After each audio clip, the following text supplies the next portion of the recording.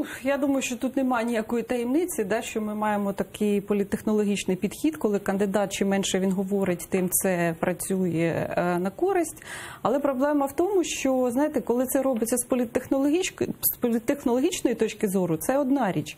А якщо такої програми дійсно немає і вона апріорі і не планується, то це вже зовсім інше питання. От написав гарний текст Павло Казарін, де він сказав, що це не просто кіт в мішку, кандидат, а це мішок для кота або котів. Тому що ми можемо потім побачити... Де мішком є Володимир Зеленський саме. Тобто хто всередині не зрозуміло. Ну, звичайно, мені здається, там була одна інформація про тіньовий штаб, а там може і бути їх багато. І мені здається, програма тіньова, вона може бути зовсім інша. Тому те, що ми фактично не бачимо жодної позиції Володимира Зеленського, я тут не згодна, що він десь озвучував, навіть на каналі 1+1, який можна назвати дружнім. Ми почули фразу «зуб даю, що я прийду в ефір», і цього не трапилось. І фактично прямого ефіру не в записі, бо ще на ICTV був в записі ефір, а прямого ефіру його ніде не було. Але це абсолютно тактика з політтехнологічної точки зору зрозуміла, але реально хвилює і те, що наскільки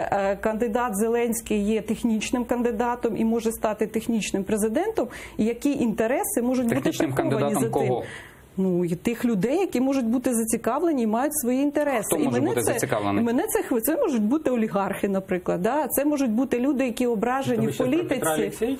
Це можуть бути ображені люди, не лише Коломойський, Фірташ може бути. Це можуть бути ображені люди в політиці, які хочуть свої образи таким чином за рахунок Зеленського реалізувати. Це може бути маса людей, ми не знаємо, хто це. І це дуже, я це зараз говорю не з позиції кандидата Порошенка і кандидата Зеленського, і хто там програє і виграє. А в тому сенсі, що це може закласти великі ризикові позиції для суспільства.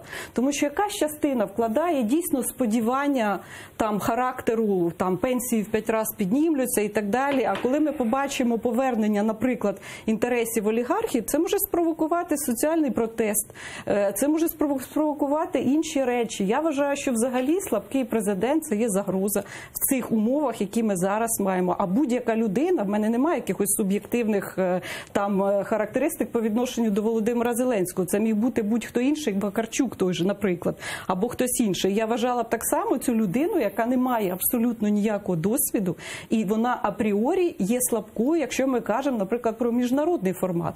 А потім можуть ці центри, ці коти, наприклад, які пройдуть через мішок, вони можуть почати між собою конкурувати. Хто, наприклад, отримає таку кількість міністрів, а хто отримає владу на цьому напрямку, і це може просто призвести до хаосу. І в цьому сенсі я бачу дуже багато ризиків для України.